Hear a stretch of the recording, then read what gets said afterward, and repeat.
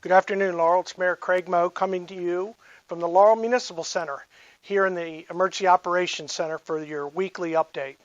Yesterday, Laurel High School students and many other young people planned a Laurel Stand for Justice, Black Lives Matter protest, march and walk. The walk was up Cherry Lane. It started over at Granville Goody Park. This was a peaceful event. There were many young people speaking their mind to the crowd, of which we estimate 2,500 to 3,000 that were in attendance. We all talked about issues on our minds, concerns, police brutality, and how we can make things better in the city of Laurel and across our country. I'm getting many emails as well from residents and others on what Laurel is doing about our policies on use of force. I will be answering all of those emails. It seems like every time I get 25 completed, 25 more come in.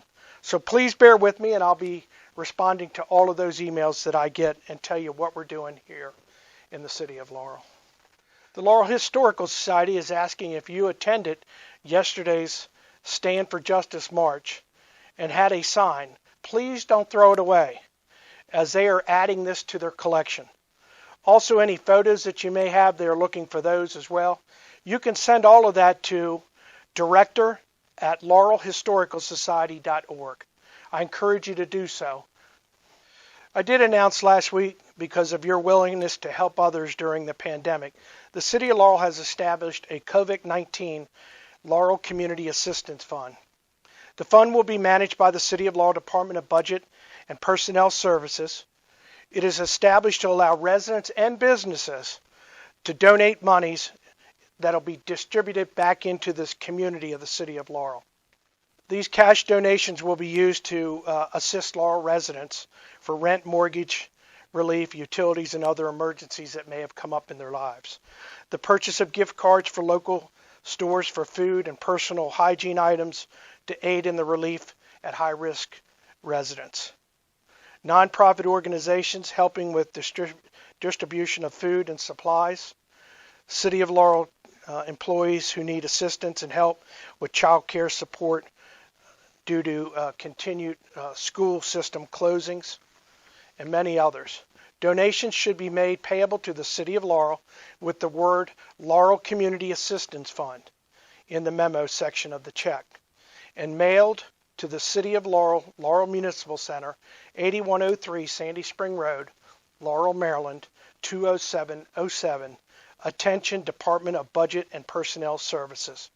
We have had several requests from residents about doing electronic donations. Currently, we're looking into that, and as that becomes available, we'll make sure you have that information as well. As you know, the City of Laurel government has remained open during this COVID-19 pandemic. However, it has forced us all to explore how we can operate more efficiently, as well as protect the health and the well-being of our employees, our residents, our business owners, as we serve to open our buildings back up. We'll be moving forward with some new virtual services. The campaign is called RAP, which stands for Register, Apply, and Pay Online. The new virtual platform will provide a more streamlined and effective way to do business with the city, while protecting the health of our employees and residents. Coming soon, you'll be able to apply for a permit, business licenses, zoning application, historical district certifications with a click of the button. With the new and improved virtual services, you'll no longer have to come to the municipal center. Just RAP to get it done online. Eventually, you'll be able to use RAP to sign in for park and recreational classes, make appointments to use the pool and fitness rooms when they open, and rent one of our facilities. You may have noticed that the background behind me keeps changing. That is due because we're in the Emergency Operations Center where these televisions can change. We can put information up about what's happening during time of emergency. Although we're doing our talk here, our briefing today, we thought we would make some changes, show you the different things that can happen when the Emergency Operations Center is up fully running. But so today, and behind me, let me remind the community, it's very important that you dispose of your gloves and your mask in the proper manner. Please put them in the trash. Do not put them on the ground or throw them in parking lots. We don't want others to have to clean up after you, so please do the right thing and properly dispose of them. Let me also remind you, it is very important that you get counted in this year's census. You'll notice we're at 60.4% of self-respondents by the City of Laurel. We want that number to get up there. We would like to see 100%. So again, take the opportunity to fill out your census form and get counted today. Let me also remind you to visit Laurel's Coronavirus Response Hub, located at coronavirus.cityoflaurel.org, which provides all the information from all levels of government and much more information all in one location. So check it out. Our numbers today for Prince George's County on the virus: confirmed cases of COVID-19 at 16,958. Cases of those that have passed away, 560. Hospitalizations, 2,721. And ICU capacity is at 42.7%. Let me break it down for you by zip code in the City of Laurel, the surrounding areas here. 20707, we have 622 confirmed cases. And 20708, 543 cases. The Anne Arundel County 20724, we have 316 cases. And the Howard County 20723, we have 323 cases. Keep checking back on social media and the city's website, as Laurel will have a testing site here in the general area in the not too long future.